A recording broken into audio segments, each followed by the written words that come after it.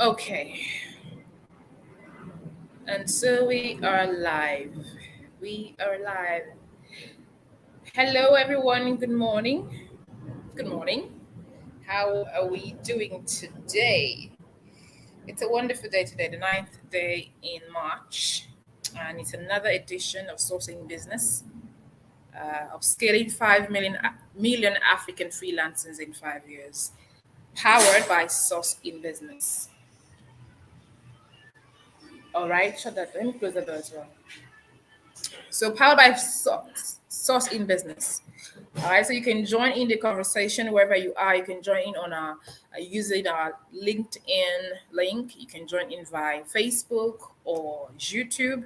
Wherever you are, you can just join in. And we have a guest today, so we're just going to let some people join in wherever they are all over the world, and then we can start off properly. It's 2 minutes past 10 already. So just go let people join us a little more, say about 5 minutes more, and we're ready to go. Okay? Okay.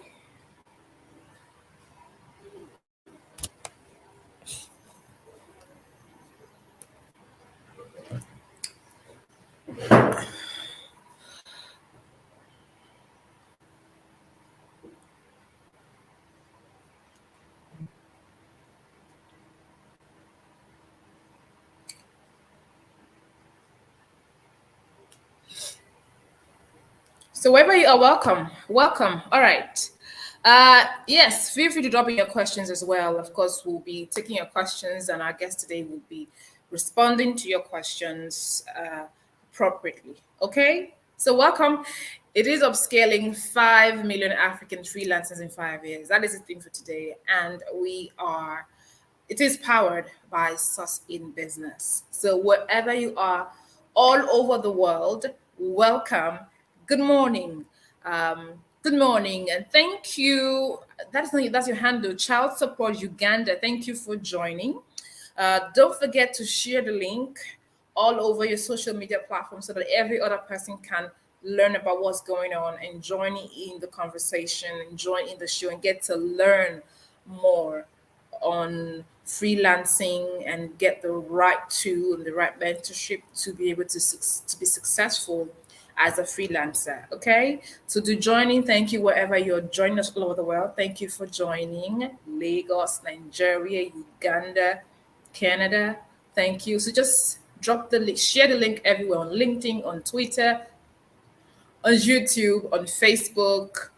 Share the link and let others join as well. All right. This is powered by Source in Business, and the goal is to upscale 5 million Africans freelancers in 5 years. That is the goal. All right.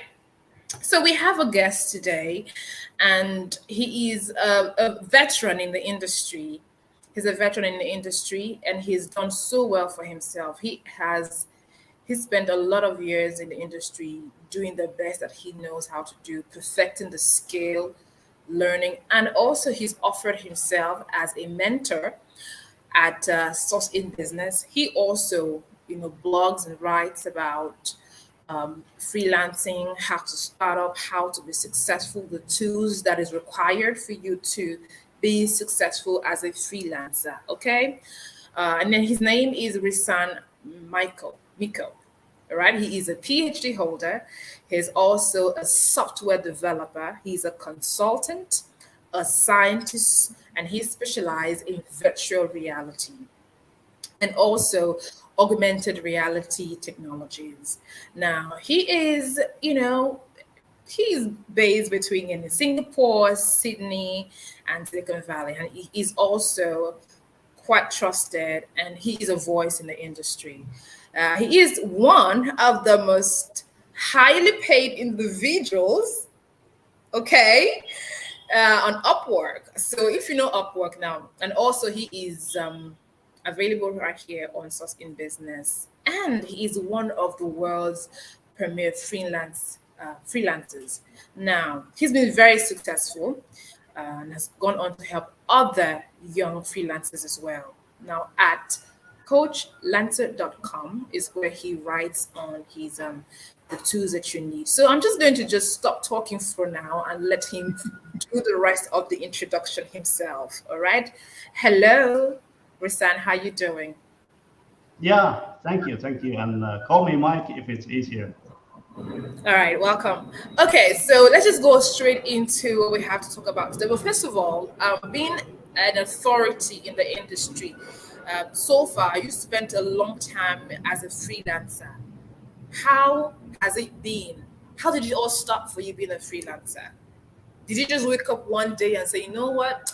I don't want to work with anybody. I just want to do things on my own. Or something pushed you and made you decide to be an entrepreneur? Yeah, so that was actually a strange process in a sense that the first time I started thinking of running a company my own, it was maybe 5 years before I actually did it. Because Oh, I really? come from a science background, did the PhD. I was in the automation industry for 4 years in Sweden. Then, because of my wife's work, we moved to Singapore. And at some point, I realized like academia is not exactly for me. Corporate Okay. life is not exactly for me. I need to do something on my own where I can go fast and quick and without limits. Because all the other bigger organizations always set some kind of limitations to how you do. So there are organizational limits, political limits, office politics particularly. Oh my God. So it took 5 years of conscious effort of little steps of moving to an innovation center in Singapore, which was Okay. supposed to run some kind of come up with ideas and then productize those ideas. But then actually just after 1 year, I jumped off and joined a startup and spent 1 year as a startup co-founder, technical co-founder and CTO. We built some Okay. kind of augmented reality application, which we couldn't sell in any bigger scale. But then after 1 year of highly intensive startup experience, I thought maybe I can do it now. It was like 5 years from the conception of, let's say, I want to run a company. Now I got the skills enough to give a fighting chance to actually do it. So well, I just jumped off, moved to Malaysia. Um, Many things are especially cheaper here than compared to Singapore, and it was like the perfect start, completely fresh start for our lives. We get a little kid and wife and Okay. so on. So I started like doing what I can. So I pulled the first projects from all my student buddies, ex-professors, Okay. old employers. And one earlier customer was actually a guy I had job interview with, but I didn't join his startup then. But then I become an interim CTO for that company for a couple of months. And I pulled the basic simple jobs that I could, which Okay. was almost like everybody starts this way. You just know you can get contract from this guy, you can get contract from that guy, get what you do. And then the thing that was surprising to me is that I felt like everything is a little bit still slow in terms of getting new projects in because every project is still a Okay. project. It starts, I do, I finish, I get paid, fine, but the speed of getting new projects was very slow. So I Okay. think that like first 5 6 months down the line that if I go online, I would be able to reach much more people than the ex-colleagues or somebody in Singapore or Malaysia or anywhere. So I joined the predecessor of Upwork that was called then Elance, and I knew Okay. that because I had hired people there as a startup CTO earlier, and I found Okay. really talented developers, and they did work for us. So I thought maybe I switch sides and become freelancer on Upwork. Okay. And then the crazy thing was that instead of putting a lot of effort in trying to make it work, I took completely opportunistic approach. So I just wait for the perfect chance because I know exactly who my customers are. My idea Okay. was that I help new technology companies to build their core technology because exactly Okay. my job earlier on. So I just like take the lowest hanging fruit in terms of the starting point, and I never even pick my technology specialty. It was exactly the same technology that I used in my startup earlier. So I just changed the mode basically. And I go online, I get a call with one guy after a couple of months just looking for the jobs. I never even sent proposals to get the job. I just look what's the perfect job for me.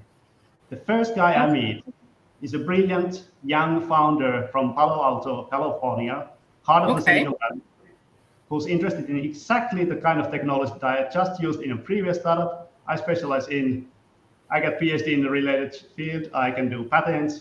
So the entire bundle was perfect for him. So that was my first guy I met online, and he was one of the best clients ever. So this was basically the, the first person I meet online via Upwork. And it worked brilliant. After that, I got a couple of other types of projects were also exactly in my specialty. So with just 3 customers, I get basically a very nice portfolio online, which I didn't have before that. Yeah. So then even in terms of earnings, I'm way past $10,000. And past that, you get like Upwork turned in, actually that Elance and the old platform turned into the modern day Upwork. And they give me the operator status from day 1. And after that, it's insane. Because now I get credible portfolio, and the technology I specialize in was so hot, I get invitation after invitation for 2 years straight. So I could have done all the work within Upwork if I wanted to. I just picked a good job. Sorry to cut you short, there. A quick question. So do you think that the reason why you got a lot of invitation 2 years straight at the start of your career was because you were focused on this type, on your specialty? Was that the reason? Exactly. So I had 2 types of customers that I could get. One was exactly the kind of startup customer that I was in the previous job. So I knew exactly that job. The other one was more academic, which is not so interesting, but easy for me to get. And those 2 kinds of jobs I did, and I specialized in one technology. So when these 2 types of customers and the technology came together, I was the top name in just less than 1 year from the first project on Upwork. So they just like the algorithm fed me jobs on a constant basis. So let's talk more fast track. Let's talk more on the technology that you are specialized in. What is your focus? You said you picked one. You have to specialize. What is that specialty? Microsoft Kinect. Welcome, Favor. Thank you for joining us from Abuja. Thank you for joining. Please share the link. Join us on LinkedIn, YouTube, Facebook, and tag every other person that you can. Please go on. Yeah. So I specialized from my startup on in 3D sensor called the Microsoft Kinect, which is part of the Xbox game console, peripheral basically, accessory. So I was making products as a startup guy first, and then I was doing different kind of projects, mainly product development and prototypes, using only that technology. So in terms of the public profile that people saw about me, I had one keyword. So I got soon 15 projects with that one keyword. So nobody now looking at my profile thought that, okay, there's no other guy more specialized than this guy. So I just get more and more projects. So it was cool. Like I think I did those types of projects only for 3 years on Upwork. Outside Upwork, I had some other types of projects and consulting and coaching, and I had PhD students from Finland and Japan. But like publicly, I just highlight one keyword. That worked perfectly because like from the beginning, it was obvious that if you play the local game, like what I started with, I get jobs from the people I know or people I can read in events or both by in Singapore around this area. There you can get projects if you're good at selling stuff you're a nice guy, you can bring people for coffee and talk nice and make nice connection. But online is completely different. It's all about building a profile and appearing the most specialized guy, because it's only the specialist who can charge high rates actually. Because the opposite way, like what many people try, is they offer a lower rate. Let's say somebody is a virtual assistant charging $10 per hour, then the other Okay. guy is charging $9.50 an hour. So it's like you have to have a certain kind of level of expertise so that you can Okay. make it online relatively fast. So in my Okay. case, it's 1 year from getting the Mm-hmm. first project going on Upwork. Wow. Whereas I see so many struggling just to get the first project for a year. And that's unreasonable. It's basically a waste of time. You should try something Okay. else if online meeting So, doesn't work for you. all right, Mikko Rassenen, we're just going to come back to you in just a moment. You're going to tell us more. You tell us more on how people who are, aspiring freelancers can specialize in a particular field so that they can become an authority and so they can get all the gigs. But before then, we have another lady also joining us today from Nigeria, Edu Ujunwa. She's a graduate of statistic and has a certificate in Azure data science. She's a data scientist, and of course, she also works now as a data analyst. Hi, Ujunwa, how you doing? Good morning and welcome. Okay, we can't really hear what she's saying, so you might want to work on your microphone. We can't hear Okay. you. Can you hear me now? Yes, that's great. We can hear you now. Okay. I said good morning, good afternoon, good evening, depending on where you are listening from. Okay. Welcome. Thank Thank you you. for joining us. Thank you for joining us today. Welcome. We'll just quickly, we can do it back and forth, and then we can focus on you later on. Okay? Is that okay? Okay. Okay. All right. So, Mika Risan, so tell us, having specialized in this field, now a lot of young people also, like you mentioned, on other platforms as well, might struggle to get projects, might struggle to get something going on, might struggle to build a profile. What are the first steps they need to take in order to be successful as freelancers? Yeah, the key is to specialize in a way that appears different. So if Okay. you're, let's say, a virtual assistant and you call yourself virtual assistant and that's it, there'll be millions of those people similar to you that your potential customers would see. So the first trick is to figure out the keyword that sets you apart from everybody else. So in my case, I could go in as a software developer. There are Okay. millions. I could never compete with them. I call myself Microsoft Kinect application developer. There are Okay. very few specializing in just that thing. So then I can easily be visible and actually get all the good specialist projects. So being a generalist just doesn't work online really well. It works in the offline world much better, but you need to specialize, and it's all about the keywords and the claims that you can make credibly about what you do just a little bit better than other people. And given the amount of competition at this moment globally, we have so many freelance sites, Upwork, Freelancer, Fiverr, people per hour, you name it, Freelancer. Most people don't understand how to present themselves online.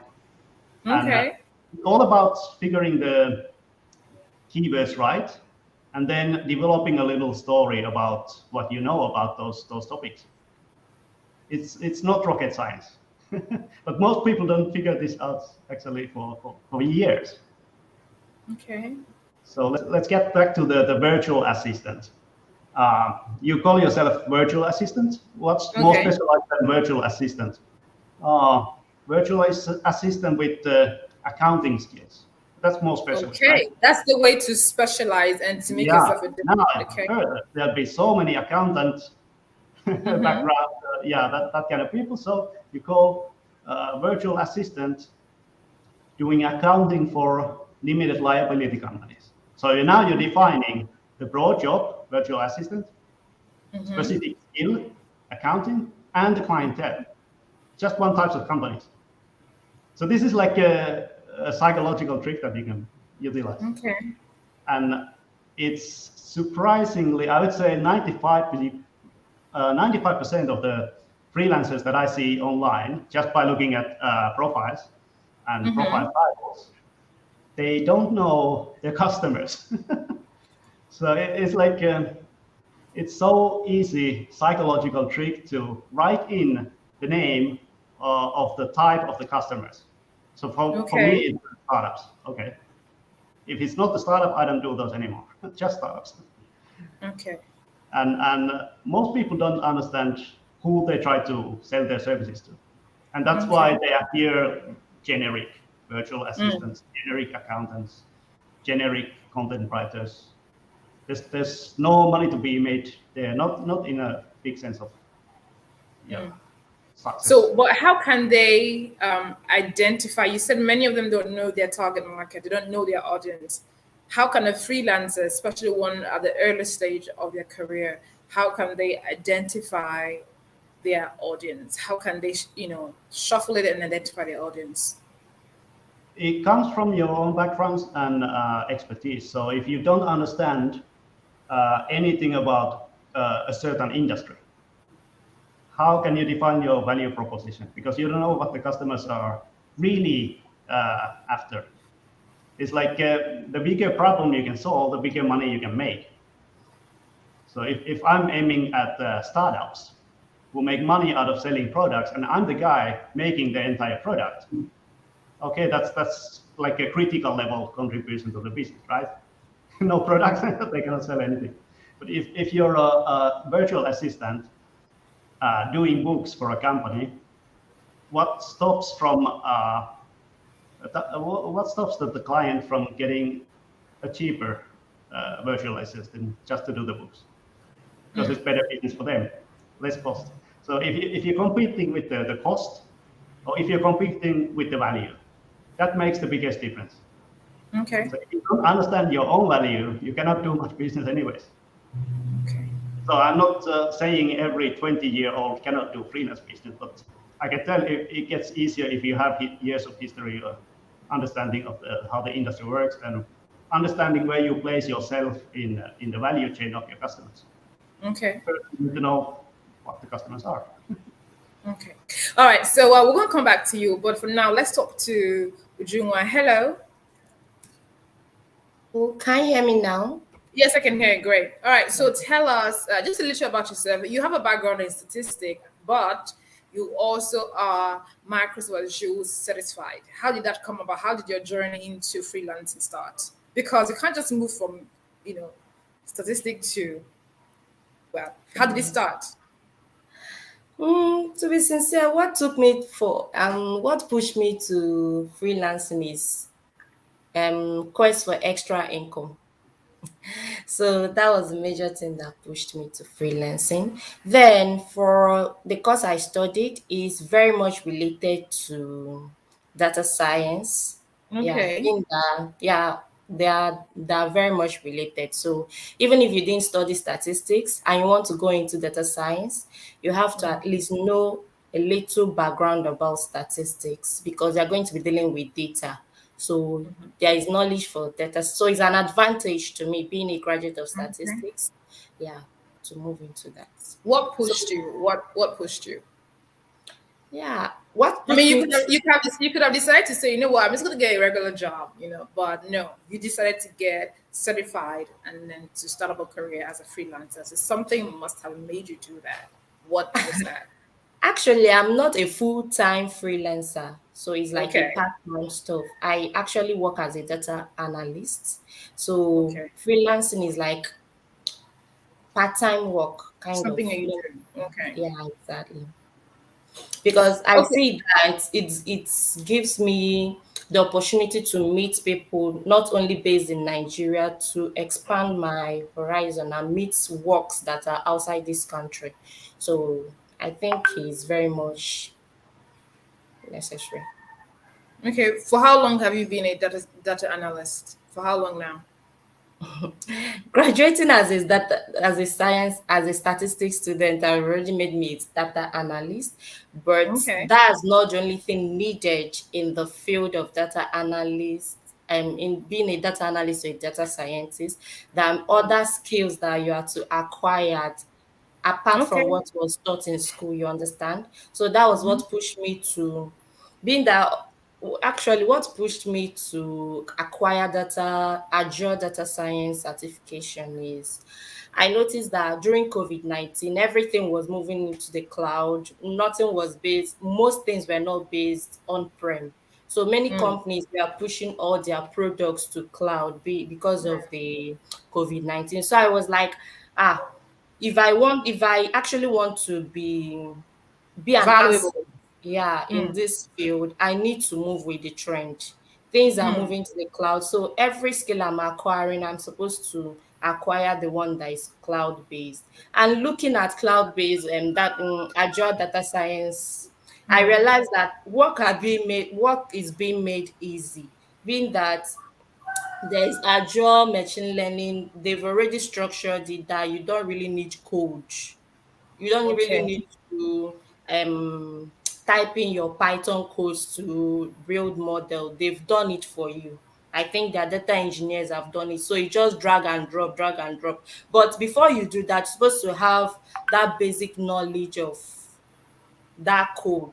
So you'll be Okay. able to understand what exactly you are doing with your drag and drop. So Okay. all knowledge, they were very, very important, starting from my year one, being a graduate of statistics and knowing the basics about Python, knowing working on-prem, then moving into the cloud. I think they were so much of great advantage too. Okay. For someone who's just starting, who's new, who doesn't even have an idea, who's not even who just say, you know what, everything's going to the cloud. I also need to join the trend. And the person Hmm. just because you know what, I want to be a data analyst. And maybe the person has a problem with statistic. What can the person do? How can the person start? How do they go about? Okay. How do they start up their career? Um, I've been a trainer. I train people on data analytics related field. So I train people. What I used to tell my students that your background does not really matter. I'm one of a person that believe that whatever I put my mind to acquire, that I would acquire it. So the requirements I normally give my students are your passion number one, your passion number two, your passion number three. So if Okay. you have passion for that, everything will align for you. So you have passion. Is your passion that will push you to go and get system or get person and PC? Is your passion that will direct you? You know, it's like I'm now turning to a motivational speaker. you know, one thing about life is that if you don't know about something, for instance, if you move out, you'll be seeing cars that are moving around, but your mind was not there at all. So you not really realize that there are opportunities that are hovering around. But once you put in your mind that I want to know how many red cars that have been passing there. If you come out of the road, you will be able to identify, oh, this is the first red car. But you've been seeing those red cars passing around. You get so there are opportunities hovering around. But once you put your passion there, it will align your mind to know that, as in to recognize this opportunity. When you recognize the opportunity, then you prepare yourself to be able to fit in for this opportunity. So your passion, your passion, your passion. Okay. So your passion, your passion, your passion. So Yeah. after passion, they need the skill. What Yeah.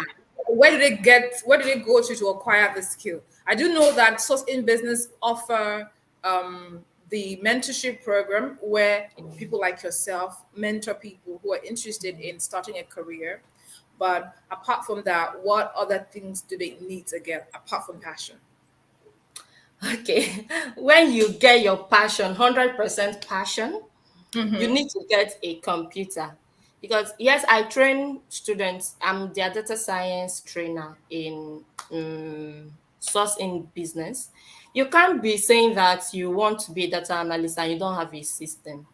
You can't use your phone to do the work. Even the softwares we use require system. Even if they have Android version, it will be very, very difficult for you to use. So you have to get a system. Then when you get a system, okay, for someone that just wants to jump into being a data scientist, I advise my students try as much as possible to start from being a data analyst. From there, you will Okay. graduate to a data scientist. You can't just you've never been a data professional and you just want to jump into data science. So you have to learn about data visualization using any platform. This part of the country, we use more of Microsoft Power BI. You can use Tableau. Some companies still use Excel. So the Okay. three major platforms that people majorly use, I'm not saying that they're the only three data visualization or business intelligence platform. There is Power BI, that's Microsoft Power BI, there is Tableau. Excel can still be used for business intelligence.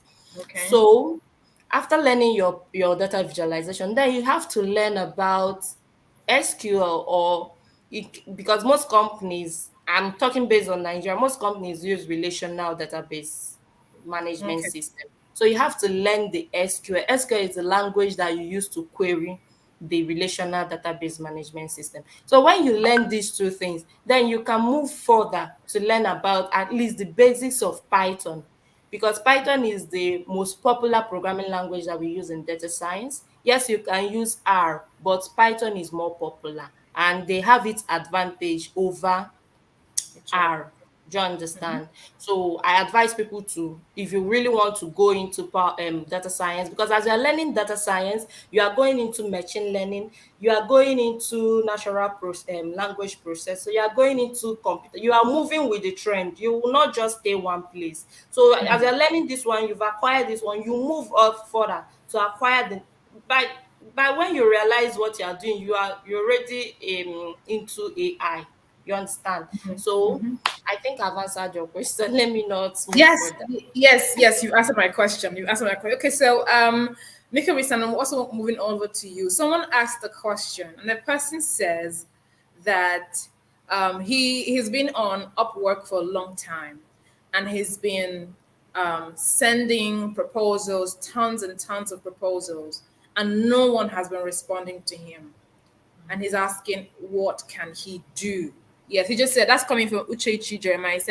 He said she joined Upwork and has written tons and tons of proposals, but no positive response. What can she do to rectify this problem? She seemed to be, having some hindrance there.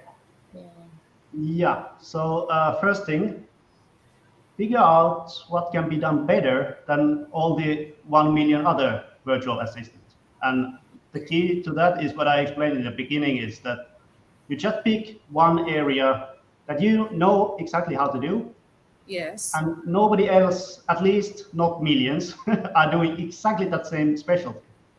Okay. So easy way out is you just look at you do like a competitor analysis within all the tasks as a virtual assistant. Can you specialize in one or two tasks? Okay. And do you find very dangerous competitors in that space doing exactly that one, two task? And then the other side is, can you find specific segments in the market that need those specific one, two tasks? So you specialize your own skill, you specialize in a certain clientele. Then your chances of getting hired, even if you're at zero total earnings, is much higher. 10 times, 100 times higher, because the keywords hit in the mind of the potential client. Exactly. So again, the same, like if you're virtual assistant, or your virtual assistant with accounting skills, or your virtual assistant with accounting skills serving LLCs. So it's just like how well can you pinpoint your specialty, and it's actually pure psychology. You just Okay, pick. another person also asked another question, and he says, how can he get noticed on the international stage in the world of freelancing? How to get noticed? I think that's more or less a similar question, because again, what you want to be known for is some sort of masterpiece work. Like let's say something that your clients are happy that you share about, like a portfolio item, which is way cool. You put it on YouTube, you market it aggressively to somebody, It's not enough just to do the work because nobody sees it. You need to make it visible somehow. And there's so many ways you can portray yourself. And it's not only like freelance sites or YouTube, Facebook. There's so many ways. It's just it would be good to be in the platform where you know your customers are gonna be. You just go where your customers go, then make yourself visible. But if you've never done anything, it's really difficult. There's nothing to show. You must have something to show, something impressive. Mr. Juma, do you want to add to that? How can, especially you being in Nigeria and living in Nigeria, how can locals, people in Nigeria, make themselves more noticed by international customers? Yes, how can they do that? Okay. Before you go into freelancing, you have to understand how it works. You can't just go into an environment that you don't understand. Before you, or rather, when you go into freelancing, you have to create a captivating gig. I should say that gig is the service that you want to sell. Your gig should be captivating. Like, I will talk about my field. For data science, and you want to sell a gig on data visualization, the data visualization sample that you are putting on should be very captivating and insightful, that when the client, because that's the gig that they will see when they're passing. Just like if you are in business, that is your best product that you put on the showcase. You understand? So that when customers are passing, they will see it and they will be attracted to come inside to see what's this person talking about. So you have to put up a very captivating gig. Then you summarize your gig in such a way that it will be very, very impressive. Yeah, your gig should be very, very impressive when you want to summarize what you market yourself. Freelancing is all about marketing yourself. It's not only about having the skill. Market yourself. That, like for data science, there are many data science rooms of groups in Facebooks. Sell yourself, tell everybody this is what you are doing, and make sure that before you do this, that you are an expert in what you are marketing, because the first client you get determines how far you will go, because it's the first client that will link you. Is the feedback the first clients give will attract others. So the first client is not necessarily about making money in the first business transaction, but create this, as in build your brand with the first client that you would get, and make sure that the first client drop a good rating, good review, good feedback based on the platform you are using. That would attract other clients to you. Thank you. Wow, amazing. Now, I hope that, they've been able to answer your questions. Mikko Rassenen says you have to specialize, find something you have to A specialize niche. somewhere, a skill, a niche. And then Juwan is saying that you have to be good at it. You have to market yourself and you have to know what you're doing and put yourself out there. And when you know what you're doing, then the clients and the projects will just pour in. Okay. All right. So this has been powered by Source in Business. The theme, if you're just joining, is upscaling 5 million African freelancers in 5 years. That is the theme, that is the goal. All right. And of course, both Mikko and Ujunwa are both mentors on Source in Business. And so I'm going to speak into Mikko first of all. So tell us, what are the expectations? What are people expected to get from you when they join Source in Business and have you as a mentor? Well, it's about like 8 years of successful freelancing experience shared in a way that is easy to understand and apply to your own situation, because nobody is really teaching freelancing as a skill. It's a skill on its own. How you specialize, how you market yourself, how you brand, how you do everything as a one-person business. That's quite difficult, actually. I had no idea when I started. It was quite difficult. And let's say the more understanding you get in the beginning, before you jump into join some Fiverr or whatever freelance platforms, is like the more knowledge about freelancing skill you have, the better chance you have in topping the game and getting your first gigs. And exactly like what was said before, you get that first right kind of client, then you can get the second one, third one, and you're rolling, you get business actually.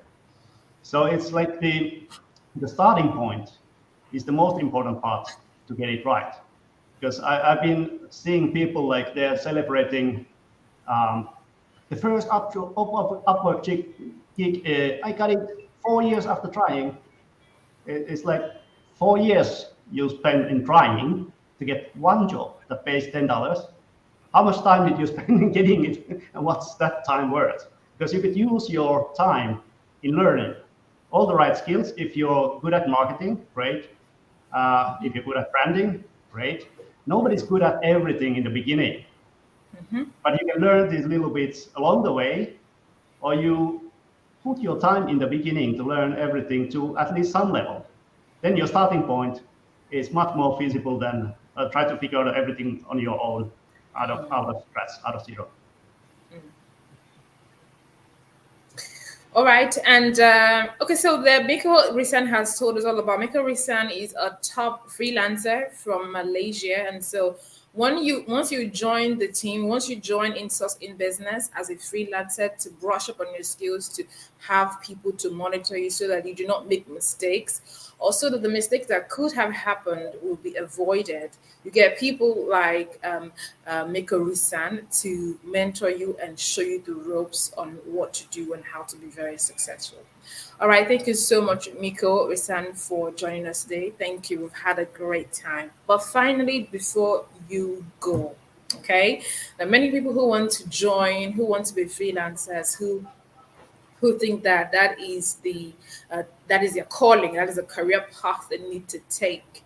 What are the hardships and hindrances and difficulties they will experience? Because it's not just a smooth ride. What are these difficulties they're going to experience so they get prepared for it?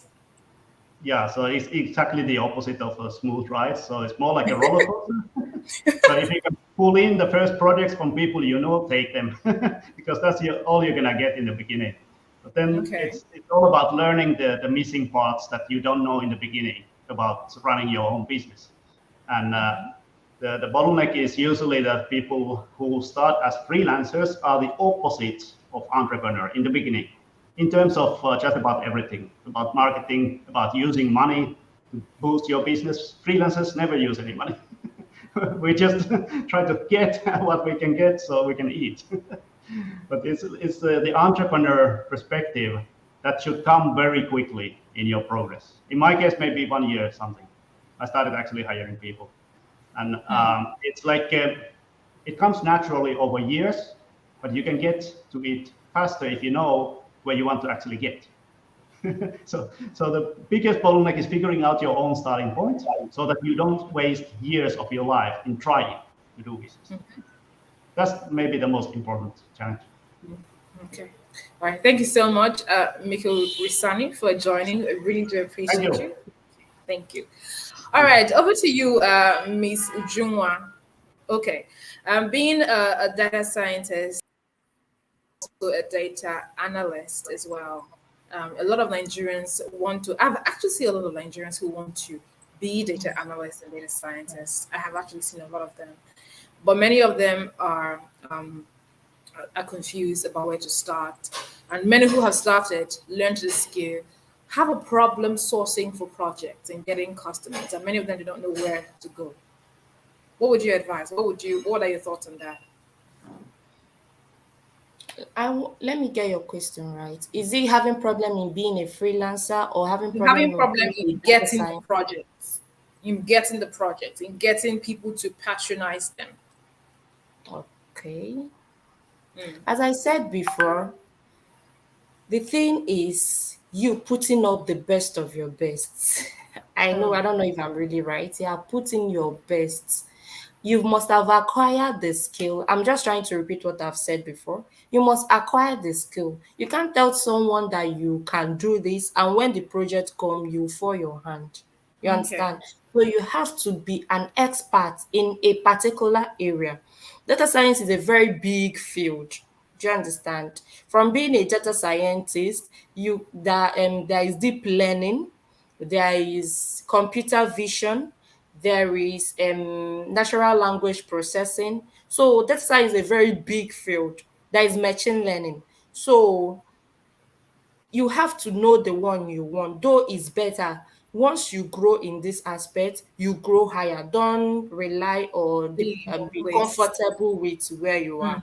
So Yeah. the issue is you learning and being an expert in what you are doing. Then you can market yourself. This they say that data is the new oil in Nigeria, or rather in the world. It is true, because not most things cannot survive without having data. So data is being generated. So you have to, first of all, before you go into data science, you have to understand what it's all about. You have to even understand what is data at all. What is data? Some people don't really know what data is all about. You have to understand what data, how you can get insight from data. So some people can just see data, they might not really understand what the data is all about. They will just be seeing figures, numbers, and the rest of them. The ability to get insights, because you have to understand the objective of your stakeholder, or rather your clients. You understand? Before you start a project, you have to have a discussion with your client. What exactly do you want to see? What exactly is the problem you want me to solve? Then when the data is being given to you, it's just as if you are discussing with the data. You understand the data by getting insight, pre-processing it, transforming the data. From transforming it, you are seeing the solutions jumping out from the data.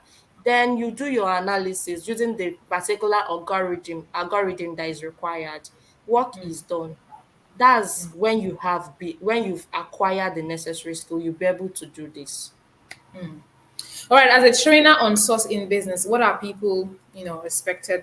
What are they expecting from you? Okay. They should expect the best from me, because I'm there to give them the best. I know when I was learning, so I'm using those mistakes, or rather this, or should I call it a short for shortcome or something like that, that my trainers, when I was learning, what I was expecting that I didn't see from them. So I'm using that to train them, being that I was once a learner and I'm still a learner. Do you understand? So I'm training them, bringing myself to their level. I don't usually use much technical terminologies. I bring it down to their level for them to actually understand that this thing is very easy. It's not as cumbersome or as tough as people paint it to be. Yeah. So I bring All myself right. down to the level to teach them and to bring out the best from them. So people are expecting in-depth analysis, Exactly. in-depth teaching, without Exactly. being without having to Exactly. use too many complicated terms. All right, now Exactly. away from being the data analyst and being the data scientist in Nigeria, as a Nigerian, Yeah. you said that data is the new oil, is the new gold. Yeah. Everybody needs data. There's data for literally for everything. Everything. So, do you think that Nigerians are using Nigerian businesses, Nigerian companies, Nigeria establishments and organizations? Do you think they're using the um, the resource of data? Do you think they're Yeah. using it appropriately? Are they Yeah. incorporating it properly? Good organization, you can mention any big organization. You will hardly come across a big company or a renowned company that does not have even a data analytics department on its own, for you to understand the importance. So most companies, they use it. The only thing, to be sincere, I think that Nigeria as a country, government parastatals per se, they don't really use it. But for companies, individual companies, they make use of data analysis very, very well, because they understand that their decision depends on the data analysis that will be made. So it will aid them and direct them in their decision making. They really understand the importance of data analysis and the Interesting. importance of data. You mentioned some government agencies do not have access. Do you think that some people, some data analysts can present the idea because it's a problem really, because lack of data can cause a misappropriation of budget, of finances, of do you think that data scientists, analysts can be the ones to project and present that idea to these establishments that haven't, you know, tuned in into this Okay. skill? I won't totally say that they don't have data analysts. Do you understand? Before Buhari will come and arrest me in my house. So I won't fully say that they don't have data analysts, but I would say that they need to put more effort in building their database, starting from database. Nigeria database is something else. So they need to build their database. Then it's with database that the data analysts will use to work, even in their survey. When was the last time Nigeria did census? Let's That was start a long from there. time ago. Yes. So they've been doing projection. Yes, in statistics we can project and population rate based on the ones that have, but it has been long they did census. So it's possible Yeah. that the projection that they've been making, it's possible that it has so many errors. So there is need for, let's just start from, I'm using census for example. Do you Mm-hmm. understand? So they need to improve. Let me put it improvement. They need to improve. I won't say that they don't have data. They should have data. They should have data department or data analytics department. But there is need for improvement because it will help them in making decision, planning ahead, and making this country to be a better place for all of us. Mm, that's great. All right. So, uh, after the mentorship that will be happening on Source in Business, what are the career opportunities? What are the things, the places, career opportunities for those who have gone through the mentorship program? What are their career opportunities? Okay. I try as much as possible to be sincere in everything I say because my words is very, very important to me. So it's not possible for someone to train someone for a beginner's level to be an expert. For you to be an expert, you are the person that will do the work on your own. Do you understand? So after the training, it's better they try and do more projects on their own. I introduced many free platforms where they would go and learn and solidify their knowledge. With that, they would now be marketable. Do you Okay. understand? And being they've been doing, they'll start doing project. They'll build their profile. They'll build their portfolio on GitHub and other platforms where they can build. Because whenever you go out to sell, even in freelancing world, you have to present your portfolio because it's Portfolio. not only what you have there that they will see. They need to see what have you done and feedbacks from past clients. So they're supposed to have a good and well structured portfolio on GitHub account. I'm using GitHub because it's a general one that most technical people use. So after you have been an expert, you will not look for job. That's just it. You will not look for job even in freelancing field and even in our environment. There is work waiting for data professionals. So far you know what you are doing. Okay. All right. In learning data, being a data scientist in the process, what are the challenges in learning, in going through the learning process? What are the challenges a lot of people encounter in this process? Okay. It's I think it's upscaling your skill because the more you are learning, other ones are coming out. So as I'm learning this one, people are bringing up other related skill. So you have to be topping up.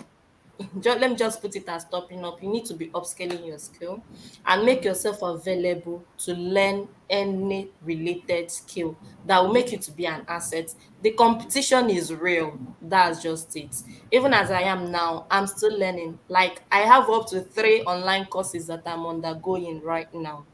I'm Okay. learning them simultaneously. So you need to be learning. Don't just depend on where you have reached. Where you've You reached. have to come to a point where you be an asset and you know that you are an asset. Don't be satisfied with the level you are. So the main challenge is learning new skills because skills are coming up day by day. Technology will always keep making things to be easier, to be better. Just like I explained with Azure, when you Yeah. bring machine learning to cloud, that's Azure. I'm using Azure because that's the cloud CSP that I've used. You will not need code. You just be dragging and dropping, dragging and dropping, and you can even automate your models there. Do you understand? So you need to be upscaling. That's just it. Okay, so somebody asked a question. He said that will source in mentors be available after the mentorship, the duration of the mentorship program? The management should be the ones to answer that, but let me answer from my own from my own end. Being the data science trainer, my students can attest to that. That I'm always available. I'm just a chat or a call away. So once you call upon me, and if it's something I can do, that's the best way I can give back to the society. So I answered for myself. So the other one, the management should be able to answer that one. Okay, all right. Any more questions? You can send in your questions before we wrap it up today. You can send in your questions. We're talking to Ujunwa. Hi, good morning, Dauda. And she is a data scientist. So you can send in your questions if you have any more questions for her. And she get to answer your questions. And now let's see if there are any more questions here. Is there any more questions here? Okay. All right. In the absence of any question, thank you so much, Ujunwa Edu. Let me add something. Should I call Okay. it a challenge, or should I call it something that would help freelancers? Your response time is very, very important. It's very Okay. unfair to your work that a client would send a message to you that I need so something on the freelancing platform we are using, maybe sent it by 12 a.m. and you receive it, you will respond like next 24 hours. Hmm. So you know that you've lost that client. Hmm. That, and another point is your communication. How you communicate with your client. You should be convincing in your, it's just like marketing skill. Do you Yeah. understand? You should be Yeah. convincing. Even if it means you hyping your work. Yes, hype yourself because you know that you can deliver. Then delivering, even as you've agreed on the project, be able to deliver on the slated time that you have with the client. Not telling the client that you deliver 2 days, and for 1 week the client have been sending message to you, I need Hmm. this project. It will kill your reputation, and the Hmm. person can give a bad remark or a bad feedback on your work. That would really affect your reputation. And another thing is how you manage pressure. It's possible that your client will keep pressurizing you, or have you delivered something like that. You are dealing with human beings, not robots. Do you understand? So you have to know how to manage pressure, know how to build your communication and even presentation and writing skill. I think those ones would help you. And another thing, you should know that the money will not come in at once. Sometimes you can stay 1 month, you not have any client, and when you have one client, it will be bump. Do you understand? So you should build yourself to know that the income might be unstable. Let me put it that way. Okay. So that when you don't have clients, you'll be like, this thing is not working. Oh. Just build yourself and know that there is possibility for this. Thank you. All right. Is this a question? This one said, when we talk of data science, to talk of data science, it's all about doing project that top notch from what the mentors have said so far. Vajit Timothy, thank you for your contribution. All right, Mr. Juma, thank you so much for joining us today. You have given us from your wealth of knowledge, and we really appreciate you and are looking forward to you being a mentor at the Source in Business mentorship program. Thank you so much. Thanks for having me. I really appreciate. Thank you. Okay, so I mean, you're on LinkedIn. A lot of people can connect with you on LinkedIn. Yeah, What's your my LinkedIn okay? name is just Ujunwe Dum. Junwei Doom, Ujun and one on word. Twitter, Ujunwe you Dum, one word. one word. All right. Thank you so much, You're Junwa, welcome. for joining You're us. We welcome. really do appreciate Thank you. you. Thank you. All right, that's about it for today. This edition on upscaling 5 million African freelancers in 5 years. Do join us again next week, Wednesday, same time at 10 a.m. We will be talking to another set of freelancers, another set of people who will be giving to us their wealth and talking to us from the wealth of the knowledge. And you get to know and to have the skill that you need to be successful as a freelancer. So share the links, connect with us on LinkedIn, on Facebook, on YouTube. Join us, share the link, and we will join you again next week, Wednesday at 10 a.m. And this Upscaling 5 Million African Freelancers in 5 Years is powered by Source in Business. Source in Business has a mentorship program where they mentor people who are interested in being freelancers. We have all kinds of resource personnel who are there to teach you the ropes, teach you and empower you with the skill that you need to be successful as a freelancer. So whatever the skill you desire to have, whatever it is that you want to do, once you just log on to Source in Business, you get access to mentors who will be there during your program, your mentorship program, and after your mentorship program. Okay? Until I come your way again next Wednesday, my name is Oge Mark. Have a wonderful day.